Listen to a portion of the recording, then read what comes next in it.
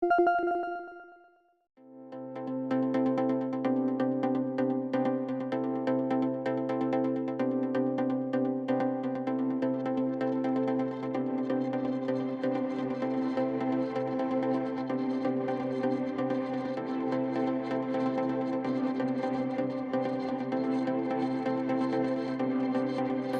in the contact center industry for since probably just before 2000.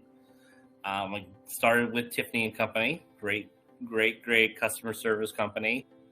Worked my way over to Capital One and a few other places there. Centered a lot of things around how to build out social customer service communities, and whether on Twitter or Facebook or self-service communities. Found a fantastic company that really matched my particular values and interests, and that's Virgin Pulse. Virgin Pulse is a wellness company. We help some of the largest enterprises and municipalities in the world administrate their wellness programs, and really our mission is to change lives for good, meaning helping people kind of get on the healthy habits track, all these different companies around the world, and help their employees take care of themselves better in the work environment, whether we're working from home or working from the office or working from wherever. And so it's fantastic to be a part of a company with, such a great purpose and meaning. Our basic tenet or our basic guiding principle within member services at Virgin Pulse is we truly believe, to help make Virgin Pulse more successful, we need to help our customers be successful and our associates be successful. As a whole, we're changing lives for good. That's our company mission. And our company values center around, delivering as a team and the one team, one dream sort of mantra, and, living our values.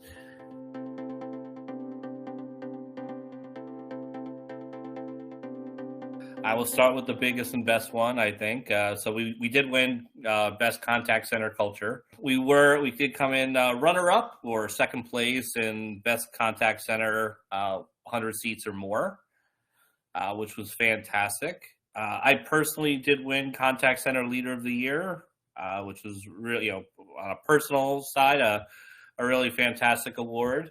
And then also one of my frontline managers was recognized as one of the next generation leaders, which, I was particularly proud of because I, personally put a lot of time into her submission and really wanted to make sure we captured, really how great she is and such. So, one of my frontline managers, Ivana Soljevic, won that award. We kind of walked away with 4 really big awards from the night, and this is competition nationwide, so across all kinds of industries and such, and it was really incredible.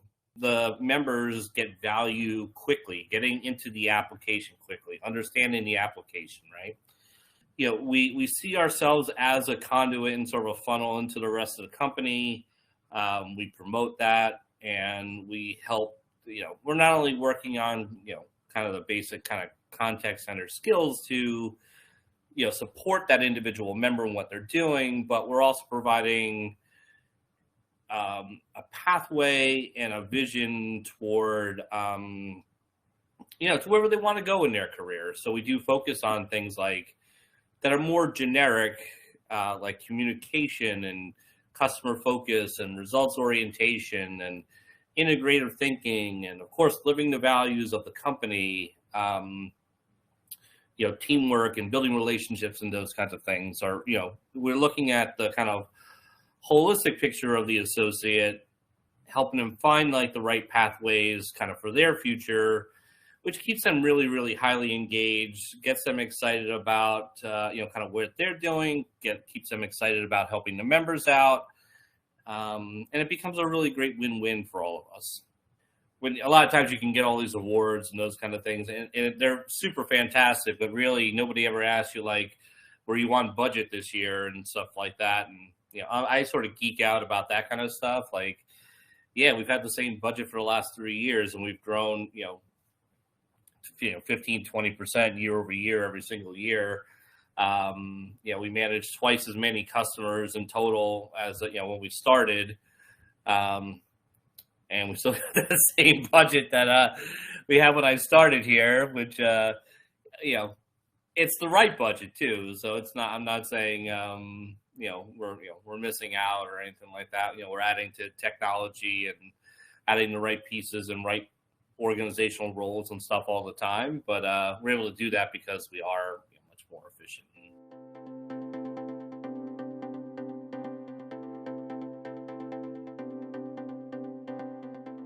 There's so many things I've learned. I can't say it's everything, but there's a lot. So, I mean, things I would pass down are, one,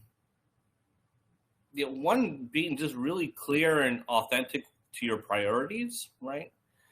Not every company. So if we thought about normal constraints within an organization, right? There's usually quality, the cost. Sometimes there's risk. Sometimes there's time, right? So, there's all these things that you're trying to balance out.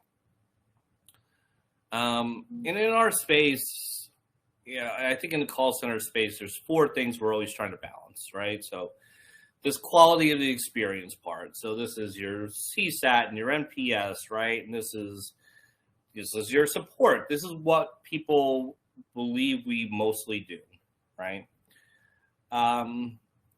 Then there's this cost piece, which is more often than not is probably what more CFOs and COOs are actually more concerned about, within the contact center space, right? They are, I think everyone wants to provide the most outstanding service, but they also want to do it at the right price, for what they are. Managing your people, and then sort of your overall risk management. This is your business continuity and how well you manage projects and people and your entire organization. So you're working on this sort of, you only have finite resources, right? So you have finite money and you only have finite time, and you can only, of course, I would love to send a teddy bear home with every single person who calls, the member services line and do all these amazing things. But, the priority, if I look at the broader priority of Virgin Pulse, and we are recognized fantastically within the company, we might honestly be the 6th or 7th or 8th most important thing we do at Virgin Pulse, honestly, right? Virgin Pulse is about, engagement. That has more to do with the application and such, right? And we have this massive data component, and we can, leverage data to do all these amazing things, right? And, and there's probably 5 or 6 other departments and groups who do all these amazing things within Virgin Pulse. So we're not the most important thing we do, but we also can be one of the best in the world at what we do. What I'm trying to say is that you don't have to be the best service organization to be the best service organization. A lot of times it's about providing, a great level of service at the right price that's well managed, consistent and available, and the right people in place and those kinds of things, right? And all those things kind of can add up to, more often than not, what more C-suite folks are looking for within their customer service. Not every company can be Chewy and Zappos and Tiffany and Company, right?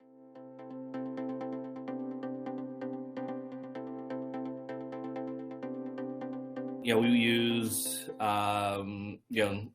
the life size, like I said, CxEngage sort of platform for all of our telephony work, including all of our recordings and screen scraping, all of our reporting and stuff. Obviously, is comes out of there.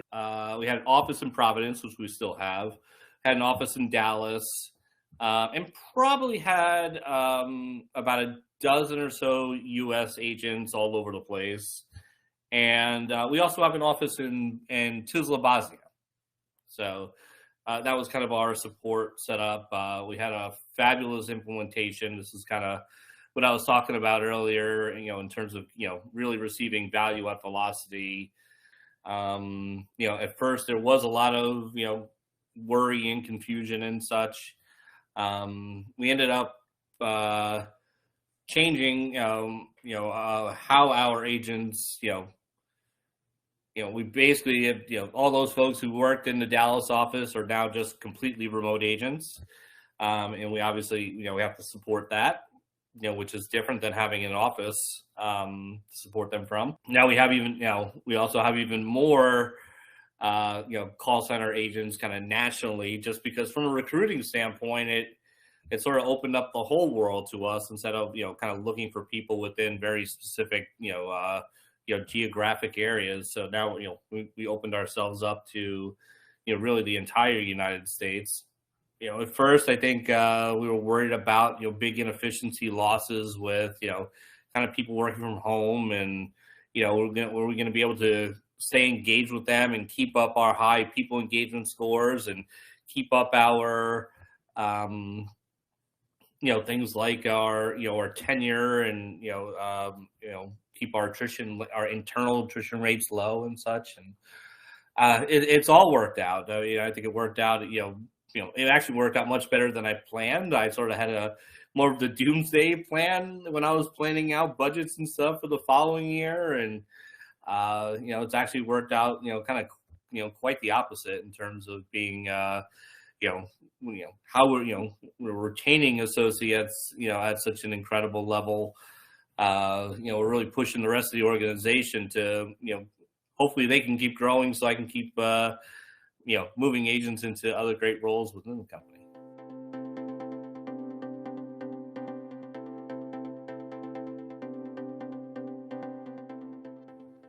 I think in total, we went about 12 weeks in total time. And it was purposely set up in that way in terms of being a non-rush implementation. So when we wanted to implement right in that sort of week, particular, because before Thanksgiving, but after so we were pretty busy in October and November, and just wanted to get past that, and then kind of go forward. Our total implementation. So we have 100. Now we probably have closer to almost 150, 160, 800 lines. But at the time, we had about 100, 110 individual 1-800 lines with, variations in sort of routing and, call trees within there. Some different voice prompts, obviously different voice messaging, all that kind of stuff. We hadn't had things like, QCB or the Q callback feature before. So that was going to be new for us. Over the course of the night, you keep your sort of punch sheet or your issues list and such. And ours never grew. It was about three lines long. And one of them I know was my own fault and just bad requirements and just gave bad information.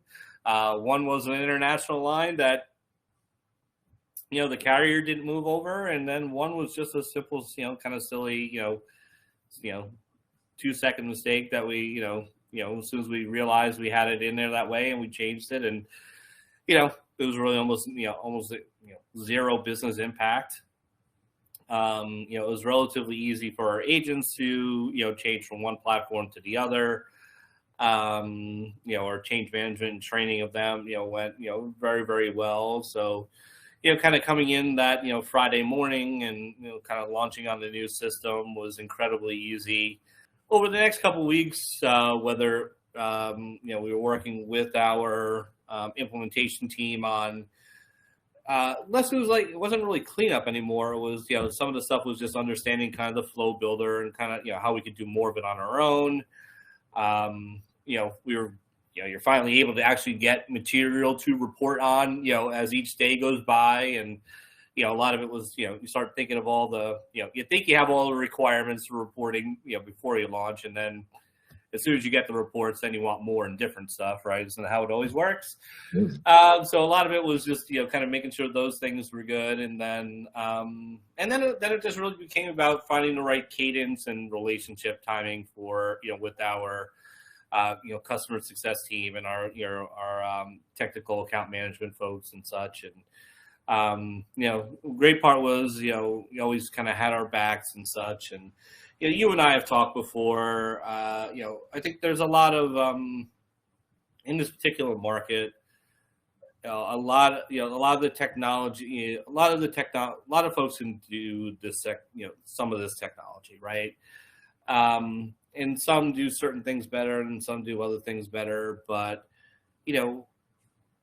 what I have always really kind of felt, a lot of this stuff, definitely comes down to like the relationships that you build with people, right? So, and the relationships we've had with Lifesize has been incredible in terms of working with, our customer success team to understand kind of what we want to do with this system and how we want to build it out. And, we do, 98% of the stuff we do is what everyone else does too, right? Like, in terms of the calls coming in and kind of how we want to prioritize things and get things to the right agents, and or whether it's, using the queue callbacks or integrating with, our CRM or whatever.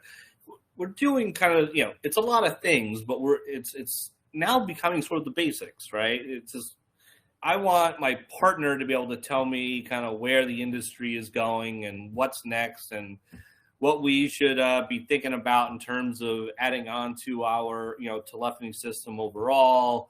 How are we thinking about conversational AI, and how are we thinking about, integrating this system with, other systems? How are we thinking about, kind of Virgin Pulse as a whole, and kind of putting all the pieces and parts together. And that's, it's really what I appreciate most and more than anything else of my, relationship with, the folks at Lifesize and yourself.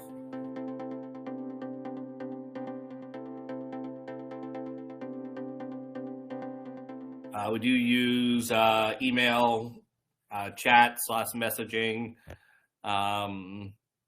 and people can reach out to us via social media.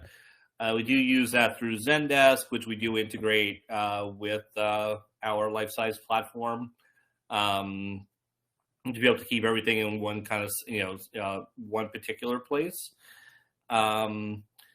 We do, I think, like I said, I think from the support standpoint, video, I think, is on the horizon. I do think for our coaches, so we have in the neighborhood of like a little over 200 coaches who help our members with everything from, kind of chronic, illnesses or issues with their well-being. It could be anything from like diabetes to, heart conditions to just lifestyle management and all kinds of things, right? So we have an entire sort of suite of things that at Virgin Pulse where we can help coach our members on, and it's part of, kind of getting most out of the platform and helping them kind of really achieve their wellness goals.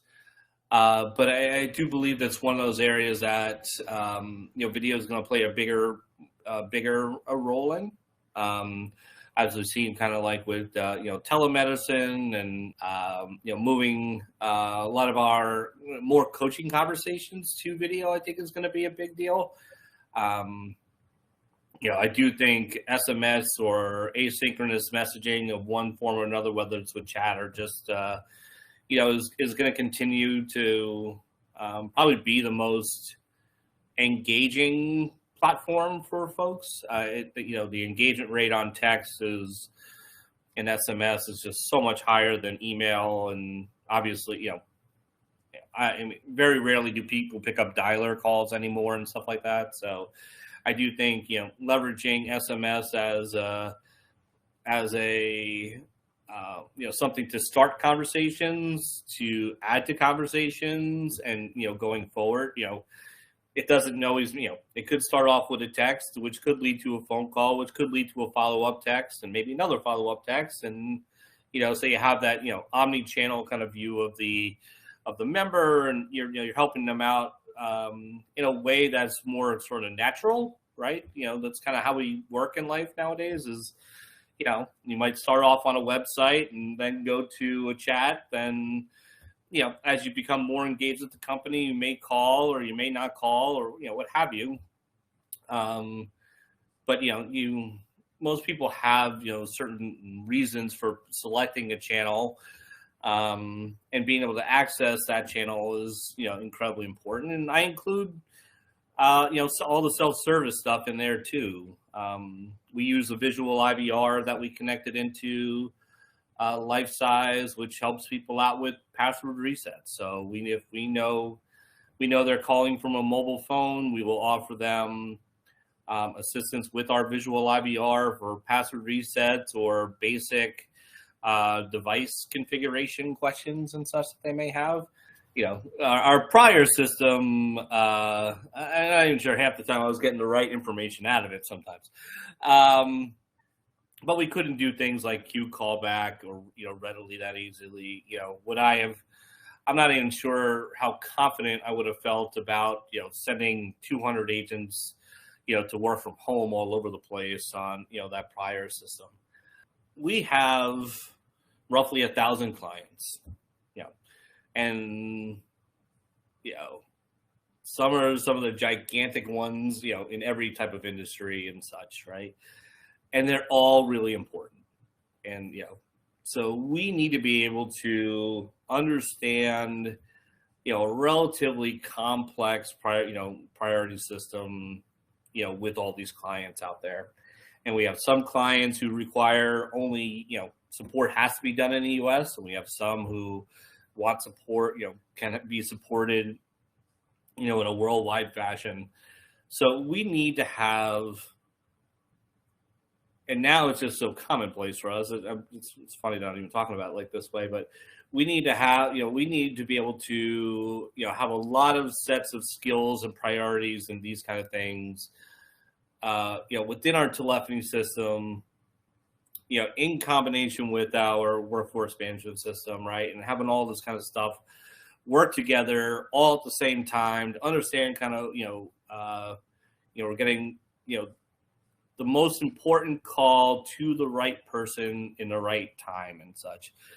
And we could really never do that before. And now, we, like a lot of companies, we are subject to performance guarantees from our clients. So, they expect us to, answer the phone within a certain period of time, or there's penalties that, we have to actually pay out and actually, credit back to the customer.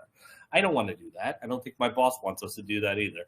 But also too, you don't want to do it because it's a bad experience, right? But like, you also don't want to actually, physically get penalized.